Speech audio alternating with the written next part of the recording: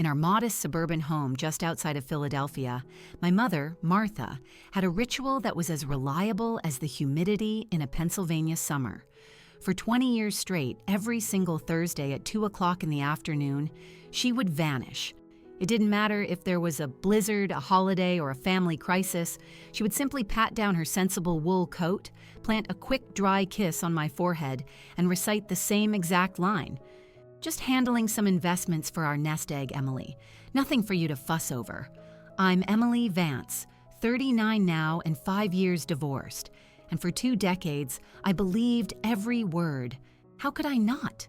My mother had been the unshakable foundation of our lives ever since my father passed from a sudden heart attack 13 years ago. Those Thursday excursions were her sacred duty. She'd be gone for 3, occasionally 4 hours, and would return looking bone-weary but with a serene, tight-lipped smile on her face. And the one unspoken rule in our house was that you never, ever asked about the details. After my own marriage dissolved, I moved back into a small duplex in the same neighborhood, just to be closer to her. The routine remained unchanged, a fixed point in a spinning world, right up until the Thursday that shattered everything. I was in the middle of a conference call at work when my phone buzzed with a call from my younger brother, Jackson.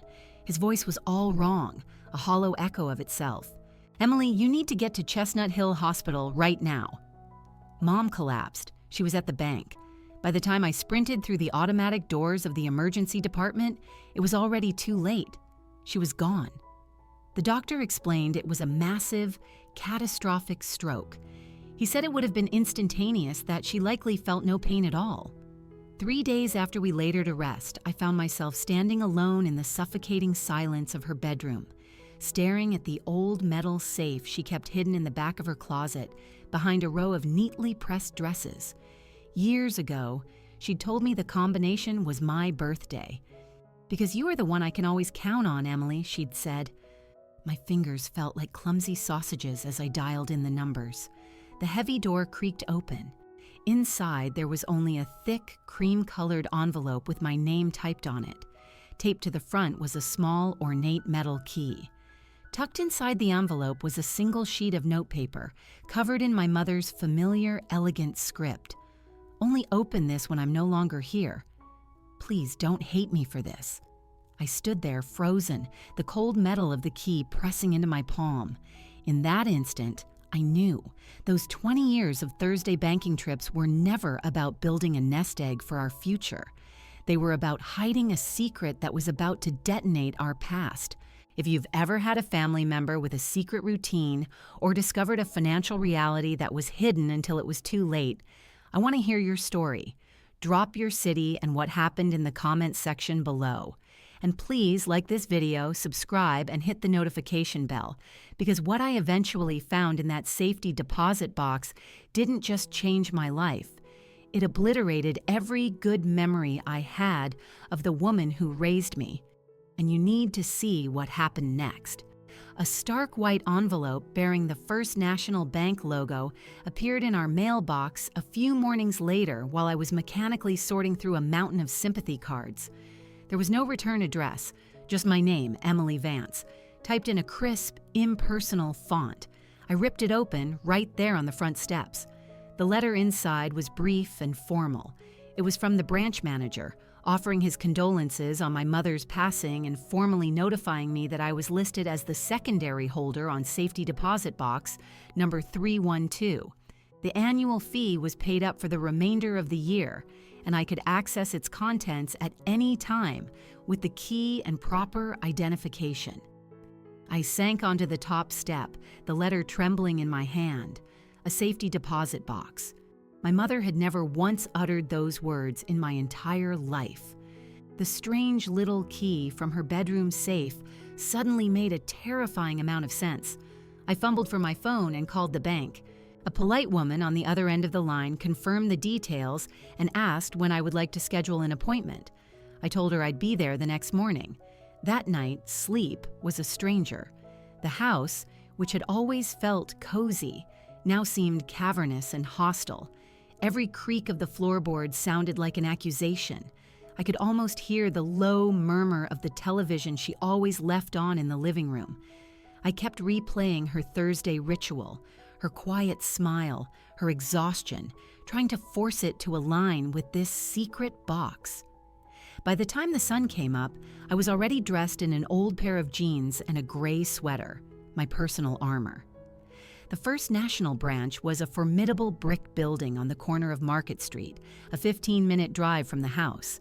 I found a parking spot, took a breath that did nothing to calm my racing heart, and walked inside. The air was thick with the scent of old money and freshly brewed coffee. A manager, a Mr. Miller, met me by the door. He offered his sympathies again with practiced solemnity before leading me down a flight of stairs to the vault. The air grew colder. Walls of gleaming metal boxes stretched out before us. He used the bank's master key on box 312, and I slid the key from my mother's envelope into the second lock. With a soft metallic groan, the long drawer slid out. He gestured toward a small private viewing room and left me alone. I carried the heavy box to a small wooden table and lifted the lid. My breath caught in my throat. The entire box was crammed with manila folders. I reached for the first one, labeled Home Equity. Inside were loan agreements, not one, but 3 separate home equity lines of credit taken out against our family home over the past 12 years. Each loan had been used to refinance the last one, each time pulling out more and more cash. The signatures were undeniably my mother's, but the numbers made my vision swim. Combined, the debt was nearly $380,000, significantly more than the house's current market value. The next folder was even worse. It was filled with stock brokerage statements going back a decade, all under my mother's name. Page after page documented frantic purchases of obscure tech companies and volatile penny stocks. Each purchase was followed by a catastrophic decline, margin calls, and forced liquidation notices. After all the frantic selling to cover her losses, the final balance was less than $2,000. I kept digging, a sick feeling of dread coiling in my stomach. I found recent credit reports she had pulled, littered with inquiries from lenders I'd never heard of. A folder simply marked Ventures held printouts about high-risk cryptocurrency schemes and other desperate gambles.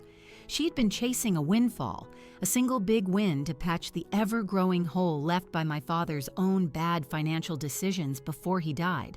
But every move she made had only dragged her deeper into the abyss. There was no evidence of a retirement account, no savings bonds, nothing that resembled the secure future she had promised us. Tucked at the very bottom were the family checking account statements. I watched the balances dwindle over the last few years, bled dry by automatic payments servicing all of this hidden, suffocating debt. I sat in that cold, sterile room for well over an hour, using my phone to photograph every single page. My fingers grew numb. When I finally put the lid back on the box and walked out, Mr. Miller gave me a sympathetic look and asked if I was all right. I could only manage a weak nod before thanking him. The drive home was a complete blur. Jackson and my sister Lily were already at the house when I pulled in. They were cheerfully sorting through Mom's clothes, talking about turning her bedroom into a memory room for guests. The hallway was lined with cardboard boxes. I dropped my purse on the floor and began spreading the printed photos across the kitchen table. The same table where we'd shared thousands of meals, where my mother had told us everything would be okay. "We have to talk," I said, my voice barely a whisper. Lily looked up from a box of scarves, her expression curious. Jackson appeared in the doorway from the living room. I started laying out the images one by one. The refinance documents, the brokerage statements showing catastrophic losses, the bank summaries with near zero balances. "This," I said, my voice gaining a hard edge, "is what Mom left for me in the safety deposit box." I explained everything, forcing myself to remain calm. The house has been refinanced into oblivion. There are hundreds of thousands of dollars in loans against it. Her investments, they are all gone. Lily's eyes grew wide as she picked up a photo of a loan agreement. Jackson stepped closer, his gaze sweeping across the images. His face went from confusion to a mask of cold fury. "This can't be real," he said, his voice firm. "Mom would never, ever do something like this and not tell us." "She did," I replied, holding up a page with her signature. "It's all here, in her name. She's been dealing with this by herself for years." Jackson just shook his head, physically pushing the photos away from him. "You're misinterpreting this, Emily. Mom was meticulous with money. She always told us she was building a future for us." "That's what she wanted us to believe," I said, my patience fraying. "But look at the dates. This started right after Dad died, and it never stopped." Lily remained silent, just staring at the damning evidence on the table. Jackson crossed his arms, his posture becoming defensive. "You've always been the different one, Emily. You moved away, you got married, you barely showed up when Mom needed help. Maybe she had to take risks because you weren't here, pulling your weight like the rest of us." The accusation hit me like a physical blow. "This has nothing to do with me being here," I shot back. "This is about the fact that we're about to lose this house to foreclosure if these loans default." Jackson's voice started to rise. "You're just jealous because Mom trusted me and Lily with her day-to-day life. And now that she's gone, you come back with this pile of paper to tear her down. Is that it? You just want to prove she wasn't the saint we all knew she was?" "I'm not trying to prove anything," I retorted, feeling a hot flush of anger creep up my neck. "I'm showing you the reality I found. We are all in this mess together." Lily finally spoke, her voice small and trembling. Maybe there's a reason. Mom wouldn't just leave us with nothing." Jackson nodded emphatically. "Exactly. You're twisting this whole thing because you've always felt like an outsider. Mom loved all of us, but you chose to leave. Don't you dare drag her name through the mud now that she's not here to defend herself." I gathered the photos, my hands shaking with rage and sorrow, and slid them back into a folder. The kitchen, once a place of comfort, suddenly felt claustrophobic. "I'm not twisting a single thing," I said, my voice low. "These are financial documents. They are facts. We need a plan before the bank comes calling." Jackson looked at me with pure contempt. "You've always been envious of the bond Mom and I had. She's barely in the ground, and you're already trying to use this to get back at her and at us. Is that what this is really about?" I brought the entire metal box home from the bank. I set it down on the old oak dining table, the one where the three of us used to do our homework while Mom cooked dinner, telling stories about Dad's better days. The table still had faint crayon marks under the varnish from when Lily was a toddler. Jackson and Lily were already there, bickering over which of Mom's cashmere sweaters to keep. I didn't speak at first. I just opened the lid of the box and removed the single sheet of cream-colored paper I had found tucked between two folders. The letter in my mother's unmistakable handwriting. "Sit down," I said, my voice quiet but firm. "There's one more thing." They exchanged a wary glance but sat down. I smoothed the letter out on the table so they could see the date at the top, written just 3 months before she died. Then I began to read it aloud. "To my dearest children, especially Emily. If you are reading this, it means I am gone, and you have discovered the mess I tried so desperately to hide. When your father passed away 13 years ago, he left behind more than just our grief. He had borrowed heavily against the house, chasing stock tips from friends that he thought would make us wealthy. By the time his final hospital bills arrived, we were already drowning. I refinanced the house the first time to pay them off. Then I did it again to keep the power on. And then a third time when the market crashed and every investment he'd made turned to dust. Every Thursday for the past 20 years, I drove downtown. I met with financial advisors, brokers, anyone who promised me a way out of the hole. I was so sure that if I could just land one good return, I could fix everything before any of you ever had to know. I was wrong. The hole only got deeper. I am so terribly sorry, Emily. I put your name on this box because you are the strongest of my children. You always have been, even when it made you feel like an outsider. Please forgive me for the burden I've left you. And please, whatever you do, shield Jackson from the worst of this. He is more sensitive than he lets on. He will not survive knowing his mother failed so completely. He still needs to see me as the one who held it all together. Please let him keep that image. I love you all more than words can say. Mom. My voice broke on the final words. The kitchen fell into a dead, heavy silence, broken only by the ticking of the clock on the wall. Lily's hand flew to her mouth, and silent tears began to stream down her face, dripping onto the wooden table.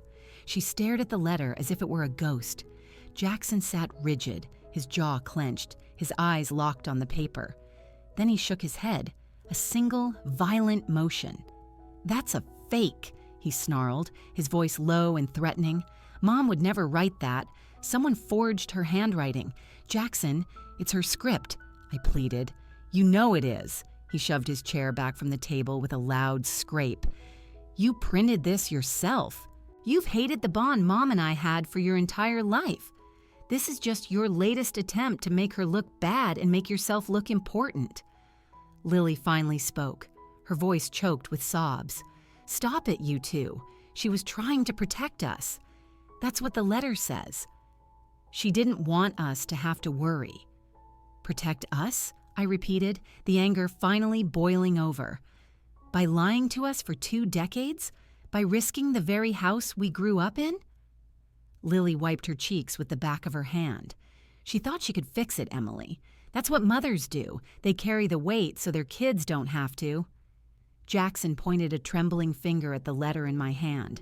If she was trying to protect us, why did she single me out? Why would she say I'm too weak to handle it? That's not Mom talking. That's you putting your venomous words in her mouth. The accusation felt like a punch to the gut. She wrote it, Jackson. I didn't. He let out a bitter, sharp laugh. Right. Because for years, Mom told me I was the one she could count on, the one who made her proud. And now, all of a sudden, I'm the fragile little boy? You've got to be kidding me. Lily reached across the table, touching his arm gently. She was just scared, Jackson. That's all. She didn't mean it to sound that way, but he wasn't listening. He stood up, his large frame towering over the table. You've always resented that Mom and I had a special connection. When you ran off after college, when you married that jerk Tyler and barely came to visit, she leaned on me. And now you waltz back in here with this box of shame and expect us to believe that Mom thought I was the one who couldn't handle the truth? His voice climbed with every word. You're twisting this. This letter, assuming it's even real, is just the rambling of a sick, tired woman. You're the one turning it into an attack on me. I fought to keep my own voice level. I am not attacking anyone. I'm just reading what our mother wrote. Lily's crying had subsided into quiet, desperate hiccups. She looked back and forth between us, her eyes red-rimmed and pleading. Can we just put this away? Please? Mom wouldn't want us to fight like this. Jackson snorted. Oh no, Lily. Emily wants this fight. She needs to be right. She always has. That's not fair, I said, hearing the tremor in my own voice. I'm the one who found this. I'm the one who has to figure out what to do when the bank decides it's time to collect. Lily reached for the letter, her fingers trembling. She says she loves us. In the end, that's what's important. Jackson crossed his arms defiantly. Exactly. And a mother's love doesn't come with a footnote calling her own son too weak for the truth. I felt a wave of dizziness. She was trying to shield you from... From what? He snapped. From knowing she was human and made mistakes? We're not children anymore. Lily looked at me, her face a mask of desperate hope. Even if Mom made a mess, she did it for us. She didn't want us to hate her. Can't we just honor that? I stared at both of them, at the little brother who used to hero worship me and the little sister who used to copy my every move, and I realized with a sickening clarity that we weren't even looking at the same letter. Lily wiped her eyes one last time, her voice barely a whisper. No matter what she did, she was our mother, and she was trying. You just want to prove you were right about everything all along. Jackson texted me on a Saturday morning. Family meeting, mom's house, 7 p.m. sharp, be there. It wasn't a request. It was a summons. I knew exactly what was coming. I pulled into the familiar driveway just as the sun was setting, casting long shadows across the lawn. The porch light was on, just as it had been every night of my mother's life. Lily's SUV was parked next to Jackson's truck. I took a steadying breath and walked into the lion's den. The living room smelled of the lavender candles Mom loved. The sympathy bouquets were gone, replaced by carefully arranged framed photos. There was Mom beaming at Jackson's college graduation, Mom and Lily at Lily's wedding. There were none with me. Jackson stood by the fireplace, arms crossed like a sentry. Lily was curled up on the couch, hugging a throw pillow as if it were a life raft. They both looked up as I entered. "Close the door," Jackson commanded. I did. He got straight to the point. "Lily and I have talked. We're in agreement. Mom's will is straightforward. Everything is split 3 ways. The house, her accounts, whatever is left. We are not contesting that." I opened my mouth to speak, but he held up a hand. "We are also not going to let you drag Mom's memory through the mud with this narrative you're constructing. She's gone. She can't defend herself. So this entire drama you've created ends tonight." Lily finally spoke, her voice soft but firm. "You left, Emily. You moved 2 hours away. You married Tyler and built a whole other life. Jackson and I were the ones here every weekend, fixing the leaky faucet, mowing the lawn, taking Mom to her doctor's appointments. We earned the right to decide how she's remembered."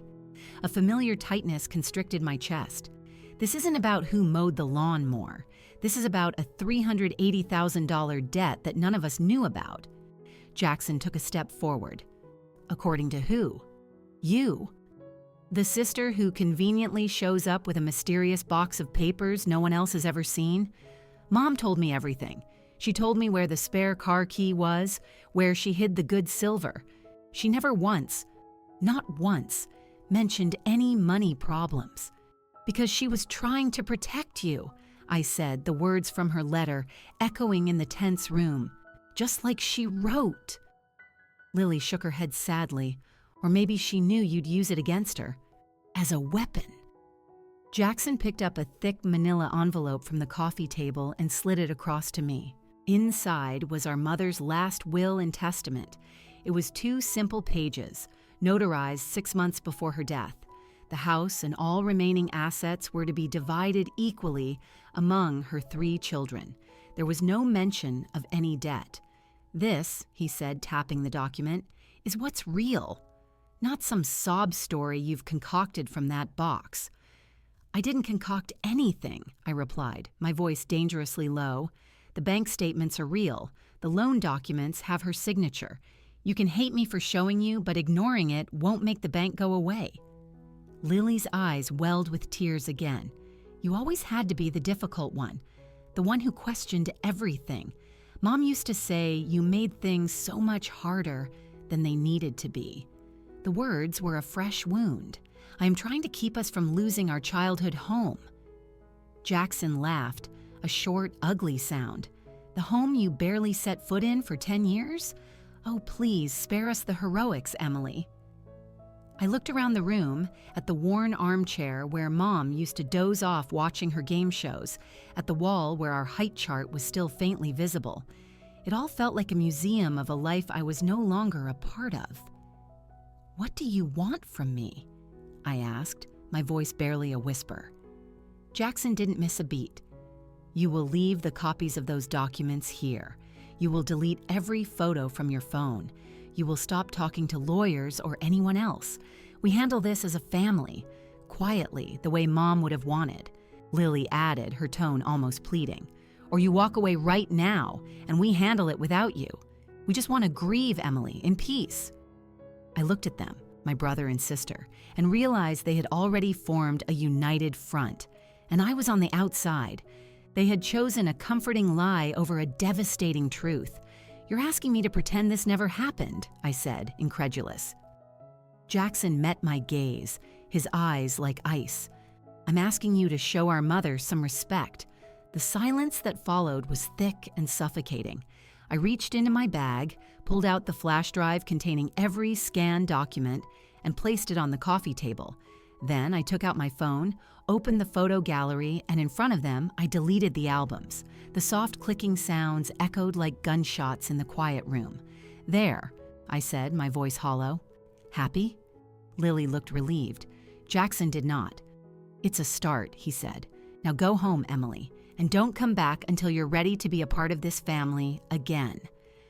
I walked into the hallway and picked up the small box I'd brought, containing a few of my childhood books and the one framed photo of the four of us on a family trip to the Jersey Shore when I was 16. Nothing else in this house felt like mine anymore. At the door, I turned back. "If the bank calls you, don't say you weren't warned." Jackson stood up, walked over, and pulled the door open himself. The cold night air rushed in. "If you continue to speak ill of our mother," he said, his voice a low, hard growl, "then don't you ever set foot in this house again. We don't need a sister like you." The door clicked shut behind me. I stood on that porch for what felt like an eternity, the keys to my car digging into my palm, before I finally walked away and drove off into the darkness. I found Mrs. Ramirez's law office on a tree-lined street in downtown Philadelphia, a restored brick building nestled between a trendy coffee shop and an art gallery. Her website advertised her as a specialist in estate litigation and identity theft. I scheduled the first available appointment and walked in, carrying the metal box that now felt like it was filled with lead. Mrs. Ramirez was younger than I'd anticipated, perhaps in her early 40s, with intelligent eyes behind stylish glasses. She listened patiently, without a single interruption, as I laid out every document on her polished conference table: the 3 home equity loans, the disastrous brokerage statements, my mother's letter, and the credit reports I'd pulled on myself. When I finally finished, she leaned back in her chair and let out a long breath. "This is a textbook case of parental financial abuse," she stated, her tone matter of fact. "Pennsylvania law is very clear on identity theft, whether the perpetrator is a stranger or a family member.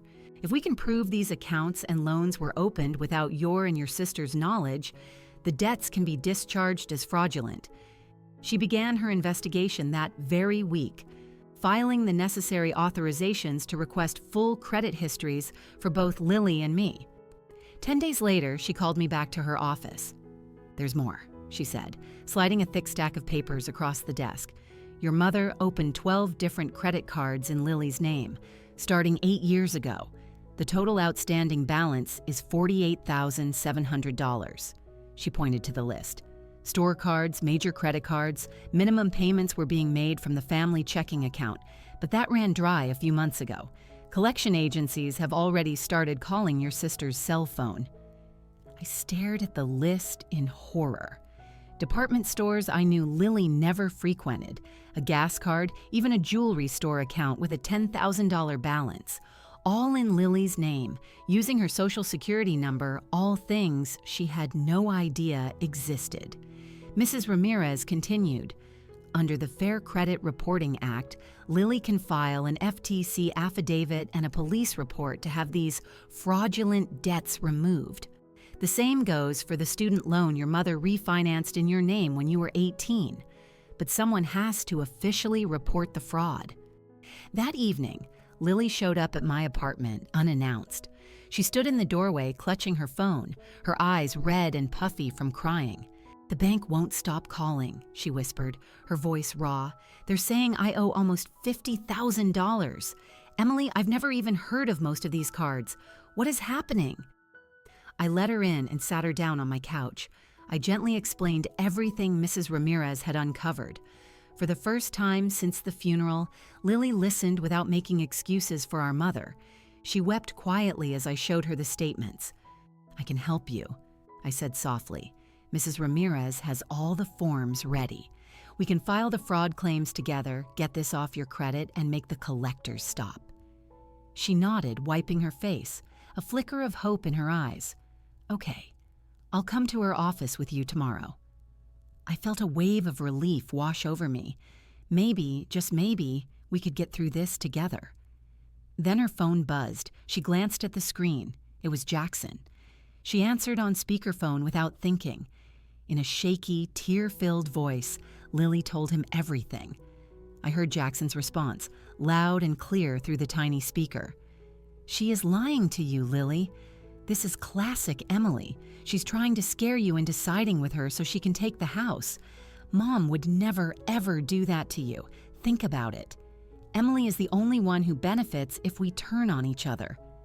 Lily's eyes darted to me, and I saw the doubt creeping back in.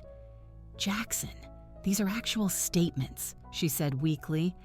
"Forged," he shot back instantly, "or taken out of context. You know how Emily has always been jealous of our relationship with Mom? She's doing this to punish us for being the ones who were there for her." The phone call lasted less than 3 minutes, but it was enough to undo everything. When Lily hung up, the fear in her eyes had been replaced by a cold accusation. "You planned this," she said, her voice dripping with poison. "You waited for them to start calling me, and then you offered to be my savior so I'd turn against Jackson." "That's not what happened," I said, my voice shaking with the effort to remain calm. "These debts are real. They will destroy your credit if we don't do something." She stood up, grabbing her purse. "Jackson says we need to get our own lawyer, someone who isn't trying to steal what Mom left for us. Lily, please don't do this." She was already at the door, her hand on the knob. "You just wanted me to see how terrible Mom was. Well, congratulations, Emily. Now I see how far you're willing to go to win." The door slammed shut. I stood in the middle of my empty living room, the stack of fraud affidavits still sitting on the coffee table. The next morning, I went back to Mrs. Ramirez's office alone. "File it all," I told her. "The identity theft claims for both me and Lily, even if she won't sign. Petition the probate court to have the fraudulent debts declared as non-estate obligations and request a hearing on the house before it goes into foreclosure. I'm done waiting for them to see the light." Mrs. Ramirez nodded, her expression grim but resolute. "This will force their hand. They will either have to respond in court or default. Are you sure you're ready for that?" I thought of the house, of my mother's letter begging me to protect Jackson, of Lily's face twisting from terror to hatred in the span of a single phone call. "I'm sure," I said. She began drafting the petition that afternoon. Later that night, Lily's phone rang again. Another collector left another voicemail. She sat on her kitchen floor, pale and trembling, watching the screen light up with unknown numbers. She stared at Jackson's last text message. "Don't trust her. We'll fix this together." Then she looked at the caller ID, another debt collector, and for the first time, a flicker of genuine doubt crossed her face. But she didn't call me. Instead, she forwarded the voicemail to Jackson with a simple, desperate message. "What do we do now?" The Philadelphia County Courthouse is an imposing building, less than a 10-minute drive from my apartment. I got there early wearing the only navy blue suit I owned from a long-gone corporate job. Mrs. Ramirez met me in the lobby, carrying a binder thick with documents and offering a calm smile that did nothing to soothe the frantic fluttering in my stomach. Inside courtroom number 3, the air was heavy with tension and the smell of old paper. Jackson and Lily were already seated at the opposing table with their lawyer, a slick, silver-haired man in an expensive suit who kept leaning in to whisper in Jackson's ear. Neither of them would look at me. The judge, a stern-faced woman named Susan Thompson, entered and called the case. In the matter of the estate of Martha Vance, probate number 24, PR 30214. Mrs. Ramirez stood and began with a clear, concise summary. "Your Honor, we are petitioning to declare certain debts fraudulent under state law and to exclude them from the estate's liability. We also request supervised administration due to conflicting claims on the primary residence.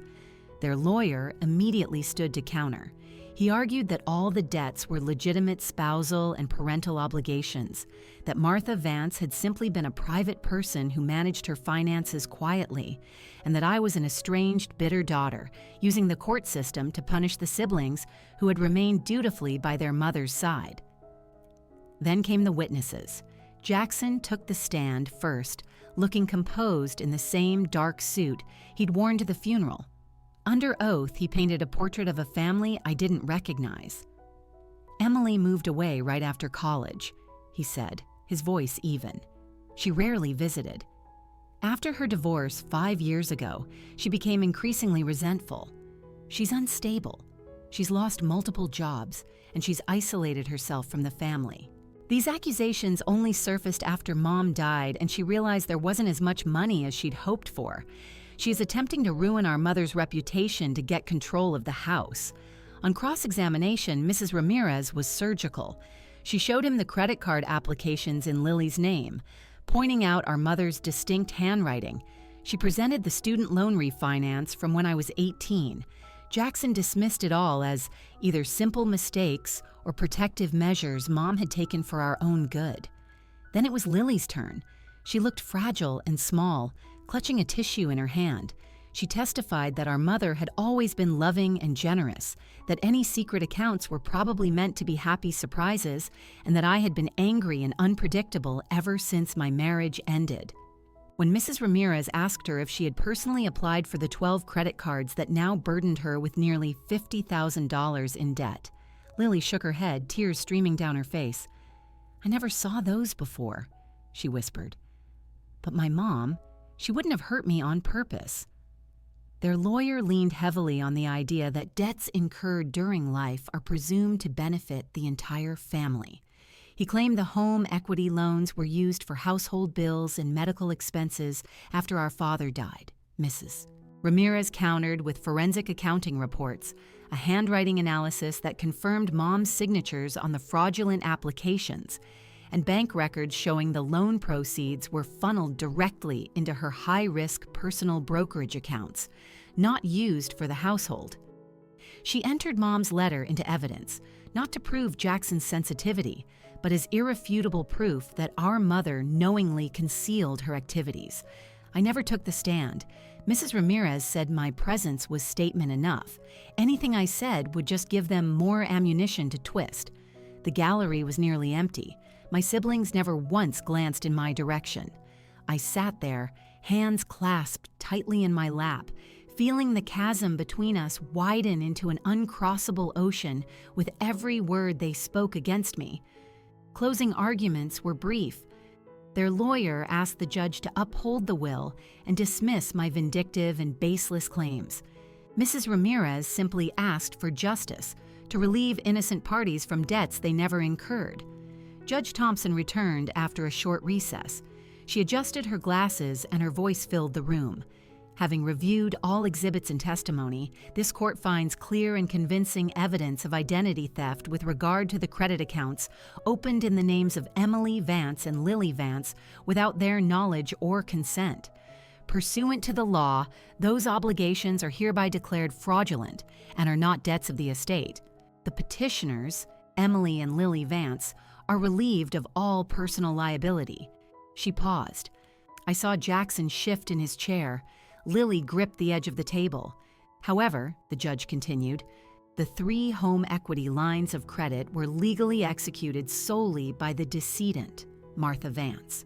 While the court is sympathetic to the children's situation, the law holds that validly executed liens against real property survive the death of the borrower and must be satisfied by the estate. Accordingly, the residence at 1427 Maple Creek Drive shall be sold at public auction under supervised administration. The proceeds will first satisfy the secured debts, with any remaining funds to be divided according to the decedent's will. The gavel came down, a single sharp, final sound. Mrs. Ramirez turned and gave my shoulder a small, reassuring squeeze. A victory on the fraud, but the house, our home, was lost. People began to gather their files.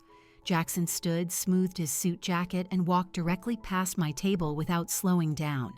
As he passed behind me, he leaned in. His whisper, a venomous hiss, meant only for me. "I hope you're happy. You got what you wanted. You burned it all to the ground." He kept walking. Lily trailed behind him, her eyes fixed on the courtroom floor, never once looking back. I remained seated long after the room had emptied, staring at the empty table where they had sat, feeling the final frayed thread that connected us as a family snap for good.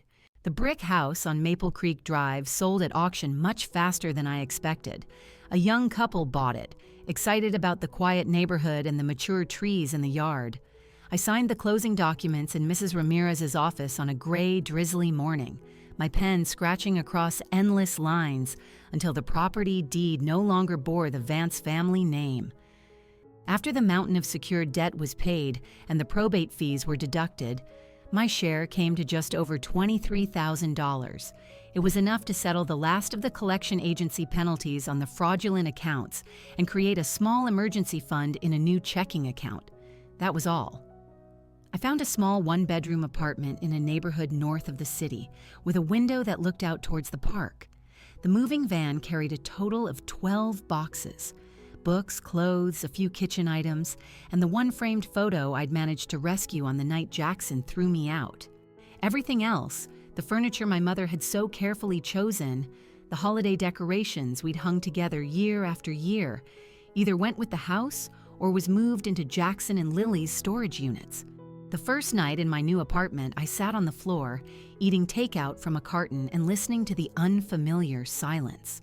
There were no creaking floorboards from Mom's old room, no sound of Jackson laughing at a show in the basement, just the low hum of the refrigerator and the distant rush of traffic. They never contacted me. Not a single text, not an email, not even a forwarded piece of junk mail.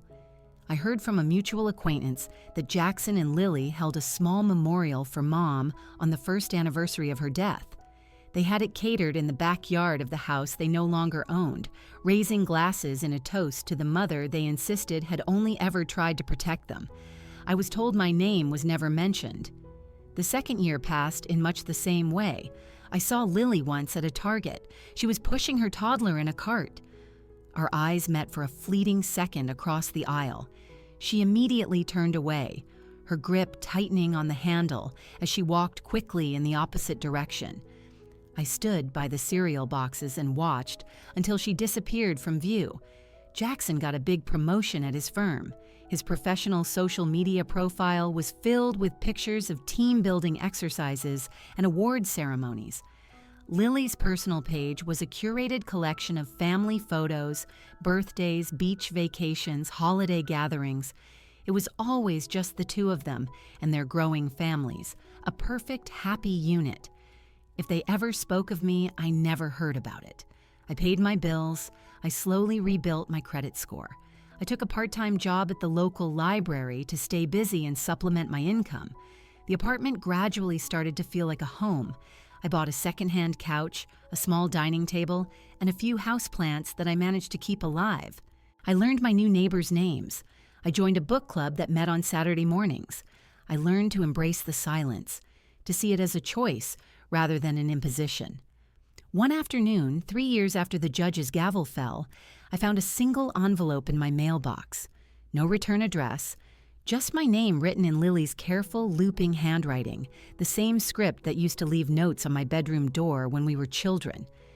I took it inside and slid it open with a butter knife. It was a plain white card with a single sentence written in black ink. As far as we're concerned, our sister died with our mother. There was nothing else. No signature, no angry postscript, just that one brutal line. I placed the card on the kitchen counter and stared at it for a long time. Then I opened a drawer, slid it between a stack of utility bills and old menus, and closed it. That night, I made dinner for myself, poured a glass of wine, and raised it to the empty chair across from my small table. To finality, I said aloud, to no one. The years continued to pass. Jackson and Lily constructed lives that looked flawless from a distance. I built a life that was quiet, honest, and entirely my own. and none of us ever looked back. 3 years after the gavel fell on a quiet Thursday afternoon, I found myself driving down the street without any conscious plan. The First National Bank building appeared on my right, the same formidable brick facade it had always had. On a strange impulse, I pulled into the parking lot, killed the engine, and just sat there for a moment, watching people go in and out through the revolving glass doors.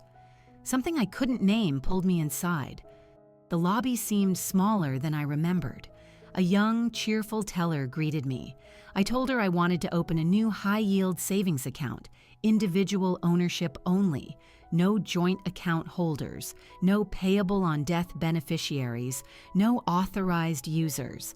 Just me. She walked me through the paperwork, scanned my driver's license, and typed my information into her system. 10 minutes later, she slid a crisp new folder across the counter towards me. It contained my new account number and a temporary debit card. A new beginning.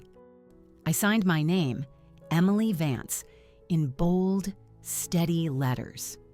When she asked if I'd like to make an initial deposit, I transferred $25,000 from the account I had painstakingly built since the probate check cleared. It was money I had earned from my library job, from freelance proofreading gigs, from every extra shift I could possibly take. It was money that belonged to no one but me. The teller handed me a receipt. "Will there be anything else for you today, Ms. Vance?" "No, that's all," I said. "Thank you." I walked out into the warm afternoon sun, feeling lighter than I had in a decade. On the drive home, I took the long way, heading past the exit for Maple Creek Drive. A new family lived in the brick house now. I'd seen their festive Christmas lights last December. I didn't slow down. Back at my apartment, I poured a glass of water and stood by the window, watching the sun begin its slow descent behind the hills. The apartment was small, but every single inch of it was mine. The bookshelves I had assembled myself, the plants that were thriving because I was the one who decided when to water them, the calendar on the wall that held only my own plans. I thought about the envelope that had started this whole nightmare. The key, the letter, the courtroom, the slammed doors, and the single hateful card from my sister. I thought about my mother's 20 years of Thursday disappearances and how they had created a lifetime of secrets. And for the very first time, I felt nothing. No anger, no sadness, no pain. Cutting them out of my life wasn't an act of punishment. It was surgery. It was clean, necessary, and final. Blood isn't always what makes a family, and love is not a contract that obligates you to drink poison just because it's offered by someone you're related to. I set boundaries not because I stopped loving the people they used to be, but because I finally started loving myself more. If you're watching this, and any part of this story feels familiar, if you have someone in your life who vanishes every week to handle things, if accounts suddenly appear in your name that you never opened, if telling the truth gets you labeled as selfish or unstable, then please listen to me very carefully. Trust the documents. Do not trust the stories people tell you to keep you quiet and compliant. Ask for the bank statements. Pull your own credit report for free every single year. Talk to a lawyer before you find yourself buried under the wreckage. Family is supposed to be the people who protect you, not the ones who bankrupt you and then blame you for finding out. Some ties are just chains disguised as love, and cutting those chains doesn't make you the villain. It makes you free. I finished my water, rinsed the glass, and set it in the drying rack. Outside, the Thursday sky was ablaze with orange and purple over the horizon. I smiled, locked the door behind me, and stepped out into the evening air, no longer waiting for anyone to come home, because the only future I'm securing now is mine. The end of the story.